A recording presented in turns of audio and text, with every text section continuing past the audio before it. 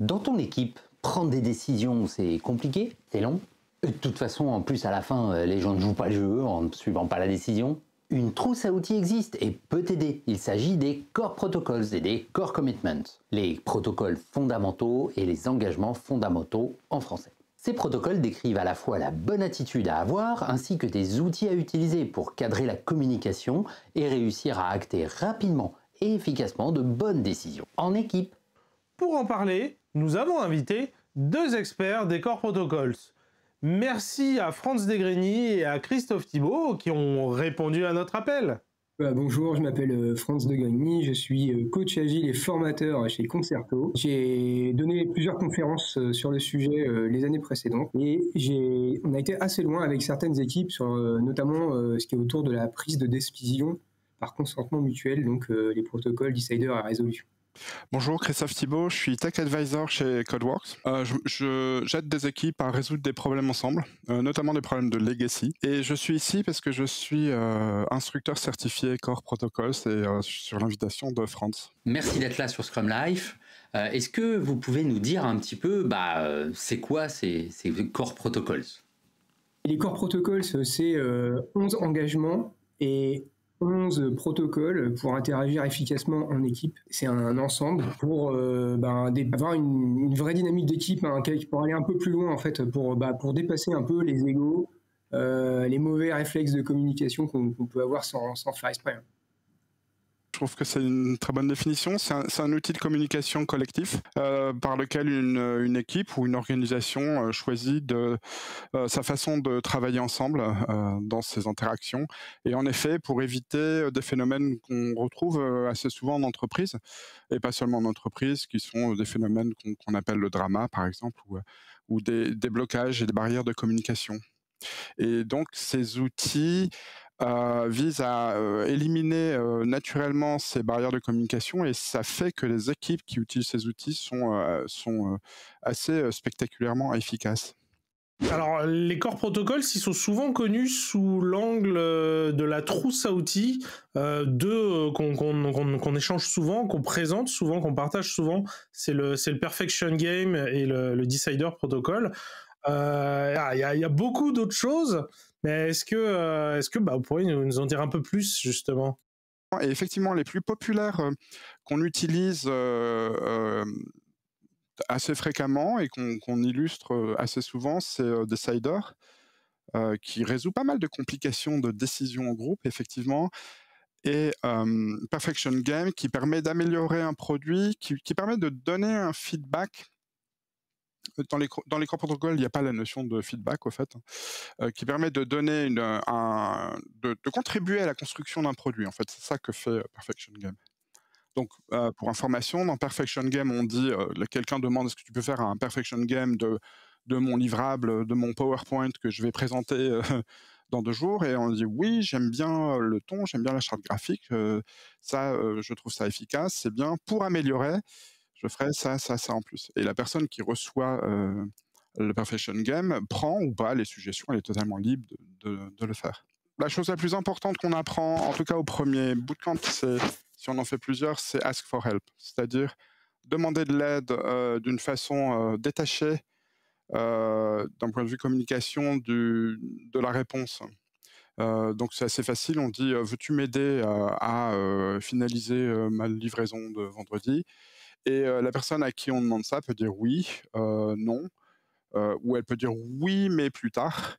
Et en fait, il y a pas de discussion, en fait. C'est une information qu'elle a passée. C'est oui, je suis en état de t'aider, non, je suis pas en état de t'aider. Et en fait, le protocole Ask for Help, il est fait de telle manière qu'il est hyper simple.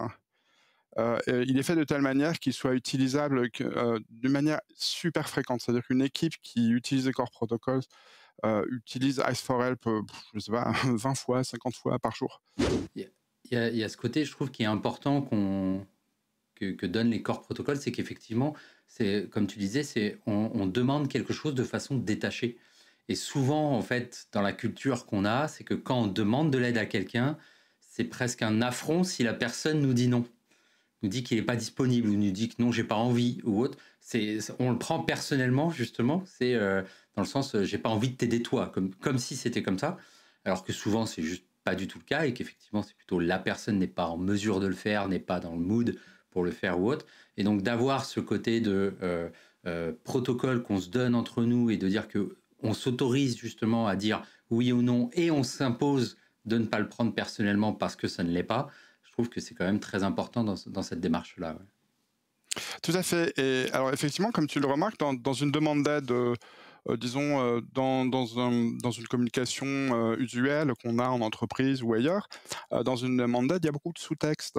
C'est-à-dire qu'il y a une position de vulnérabilité, dire est-ce que tu veux m'aider, je peux le faire d'une certaine manière. Si je suis très énervé parce que j'arrive pas à compiler mon programme et que en fait, en moi-même, je suis plutôt entre la rage, l'inquiétude, je vais demander de l'aide d'une certaine façon qui induit que j'en ai besoin, qu'il faut me secourir. La personne qui va répondre à ma demande d'aide va soit vouloir me secourir, elle va me donner peut-être plus d'aide que ce dont j'ai besoin, ou bien elle va trouver une explication de la raison pour laquelle elle ne peut pas m'aider maintenant. Dans la demande d'aide, il y a des petits conseils qui sont l'air de base, mais que souvent on ne fait pas, en fait, c'est d'être super concret, en fait. Des fois, on ne reçoit pas d'aide parce qu'on a une demande qui est trop vague. Tu sais, par exemple, je sais pas, je cherche à faire un truc, je dis hey, les gars, qui est expert sur ça? Et j'ai pas de réponse. Parce qu'en fait, personne ne se sent expert ou les gens sont pas disponibles ou machin. Puis j'ai pas dit c'était à faire pour quand, j'ai pas dit concrètement ce que j'avais besoin de faire. Du coup, bah, je reçois pas l'aide que j'attends parce qu'en fait, je l'ai juste mal demandé. Oui, tout à fait. Et c'est ce que tu dis à propos d'une proposition ou d'une demande concrète, ça vaut aussi pour Decider. Quand je fais un Decider, je dis je propose qu'on livre vendredi. Et ensuite, je dis 1, 2, 3 et les gens votent. Toutes les personnes qui sont dans la pièce et qui ont entendu la proposition votent. En fait, il faut que ma proposition soit concrète. Je peux pas dire je propose qu'on s'améliore un peu, 1, 2, 3. C'est pas concret. Cette proposition, elle marche pas. Là, le protocole est pas efficace. Et dans la résolution du Decider, c'est-à-dire je peux voter pouce en l'air, ce qui signifie je vais m'engager avec toi à ce qu'on fasse cette décision. Je peux voter à plat, c'est-à-dire je vais respecter cette décision et quand je le pourrai, j'aiderai à ce qu'elle soit mise en place. Ou je vais voter pouce en bas, c'est-à-dire là, je propose une amélioration à ta décision. Il faut faire très attention, ça ne signifie pas je suis contre. Ça signifie je voudrais apporter une précision. Et donc la personne qui a fait la demande, quand elle voit 1 pouce ou 2 en bas, alors quand elle voit une majorité de pouces en bas, elle passe sa décision. Ça, c'est la chose à faire, c'est dire je passe ma proposition. Je la fais pas, il y a trop de pouces en bas ou trop de mains plates. Et quand elle voit un pouce en bas, elle demande à la personne qu'est-ce qu'il faudrait pour être pour. Et donc la personne dit ce qu'il faudrait pour être pour. Il faudrait que tu me dises vendredi ce qu'on livre exactement. Ok. Je propose, et elle recommence, je propose qu'on livre vendredi la version 7.2 du système. Et une autre fait pouce en bas, qu'est-ce qu'il faudrait pour que ce soit pour je propose qu'on la livre une fois qu'on a passé les tests, et seulement quand on a passé les tests. Et la proposition recommence. Et donc, en fait, ce qu'on voit, et c'est un peu comme avec le Perfection Game, ce qu'on voit, c'est une décision se raffiner rapidement dans le groupe jusqu'à obtenir le consensus. La décision à elle seule ne permet pas d'obtenir le consensus. Ce qui permet d'obtenir le consensus, c'est ce que Franz a évoqué tout à l'heure, c'est les 11 engagements, c'est-à-dire des engagements de disposition. Quand j'utilise les corps protocoles, je m'engage à suivre la meilleure décision, quelle que soit ma conviction qu'il pourrait y avoir une meilleure décision encore. Je m'engage à passer à l'action si c'est efficace maintenant de passer à l'action, et je m'engage à ne rien faire de stupide, et je m'engage aussi à chercher à comprendre avant de chercher à être perçu, par exemple. Quand je suis ces dispositions-là, il y a aussi un autre engagement important, c'est quand je ne peux plus les suivre, parce que je suis énervé, parce que j'ai reçu un coup de fil important, parce qu'il faut que je m'absente, je m'engage à sortir de la pièce. C'est ce qui s'appelle le check-out. Donc quand je suis ces engagements-là, les deciders fonctionnent très très rapidement. Et alors c'est très drôle parce que dans une formation au bootcamp, les deciders, ils cafouillent au début. Ça cafouille sans arrêt, on dirait une mécanique qui ne marche pas. Et à la fin de cette formation, les deciders vont très vite et l'équipe est capable d'intégrer des décisions à un rythme ultra rapide.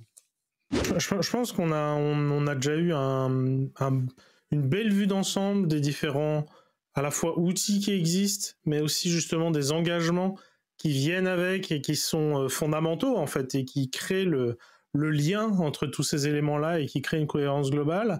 On voit que ça nous amène aussi à aller même beaucoup plus loin. C'est presque une philosophie de vie au-delà de simplement des outils et des engagements. Est-ce que ça serait quoi les limites, les obstacles? Est-ce que vous auriez des conseils, des mises en garde vraiment pour bien se lancer ou surtout pour pas se rater si on a envie d'utiliser ces outils qui sont très pertinents, ces outils et bien plus? De contrat social, on va dire. Donc, faut que les gens soient OK avec ça, en fait.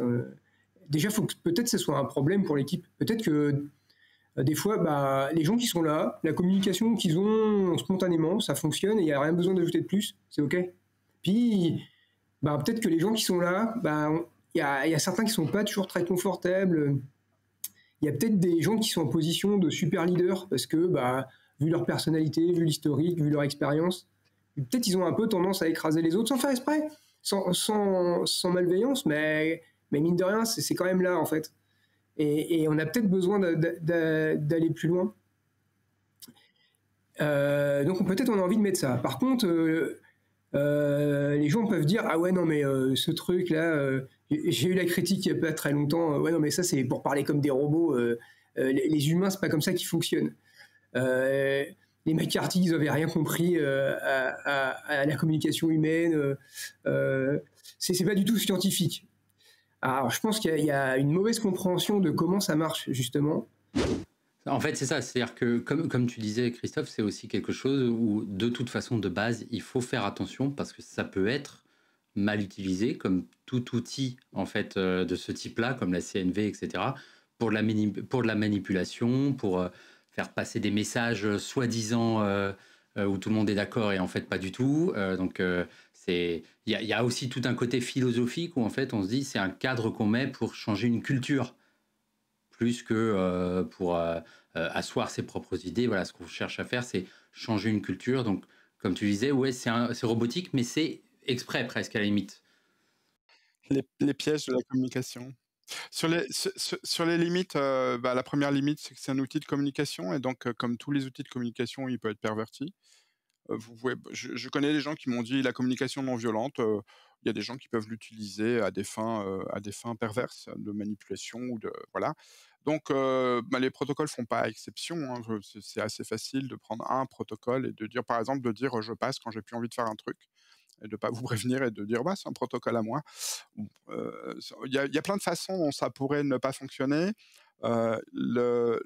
Le fait est, c'est que, c'est les protocoles, c'est-à-dire c'est des questions types avec des réponses types, ces sortes de queues, voilà, de queues et de hack, de signal, avec des core commitments derrière, un peu comme les accords Toltec, par exemple, sont des core commitments, en un sens, que ma parole soit impeccable, ne prends rien personnellement, etc.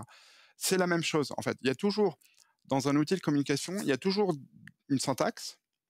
En communication non violente, on va dire, il y a la tête, il y a le cœur, il y a l'élan, et puis il y a la demande, etc., etc. Il y a toujours une syntaxe, et il y a les dispositions qui sont de l'ordre de la morale personnelle ou de l'éthique, en fait, de ce qu'on choisit, comment on choisit de se comporter en groupe. Donc tout ça peut être largement perverti, saccagé, il n'y a pas de souci, on est humain. Donc c'est pour ça que ça marche en équipe. C'est une équipe qui décide de le faire. Si quelqu'un décide que c'est pas bon pour l'équipe, ça n'arrivera pas. Voilà, c'est tout. C'est aussi simple que ça. Il faut effectivement se former. Ce qui est préconisé, c'est de former des équipes dirigeantes d'abord, si elles pensent que tiens, dans notre entreprise, ça serait bien qu'on utilise ça. C'est comme d'habitude, il faut que l'équipe dirigeante montre l'exemple d'une communication qu'elle arrive à rendre efficace avec ces protocoles et qu'ensuite elle dise nous, on est allé se former à cet outil de communication et on pense qu'il serait bon pour la boîte et on vous invite à y venir. C'est une invitation, les gens peuvent et doivent pouvoir décliner quand vous participez à un bootcamp, vous signez un papier au premier jour qui dit comme quoi que vous n'êtes pas forcé de venir ici. Que en aucun cas vous êtes venu ici par coercition, en fait. et que dès que vous aurez envie de sortir, vous sortirez. Et d'ailleurs, ce que font des instructeurs à quelqu'un qui dit « moi, je veux sortir », c'est qu'il doit faire le nécessaire pour que la personne sorte le plus efficacement et le plus rapidement possible. Donc ça, c'est un point important. C'est-à-dire que c'est un espace dans lequel on décide de communiquer de cette manière-là quand on fait un travail ensemble. Et on peut pas, un des core commitments, c'est de dire, ben, moi, je vais suivre mes core commitments et je vais pas les violer et je vais pas tolérer qu'on les viole. C'est-à-dire si quelqu'un commence à dire, ouais, je propose qu'on arrête les core protocoles parce que c'est bidon et que ça nous rend totalement inefficaces, je veux dire, bah non, je suis pas d'accord, en fait. Encore merci à Franz Degreny et à Christophe Thibault pour leur temps et pour leur passion. N'hésite pas à prendre contact avec eux pour échanger plus à propos des Core Protocols. Les Core Protocols et leurs engagements sont plutôt naturels pour des équipes agiles vraiment matures, déjà très soudées et très performantes pour découvrir ou redécouvrir l'agilité et tout ce qu'elle peut apporter au fonctionnement de ton équipe. Clique ici pour accéder à la formation gratuite de Scrum Life. Sur le sujet des dynamiques d'équipe, tu dois absolument découvrir et connaître le concept de dette émotionnelle. C'est présenté par Marilyn Cole, la spécialiste sur le sujet. Clique ici. Je te dis à très bientôt. Vous êtes mes plus grands fans.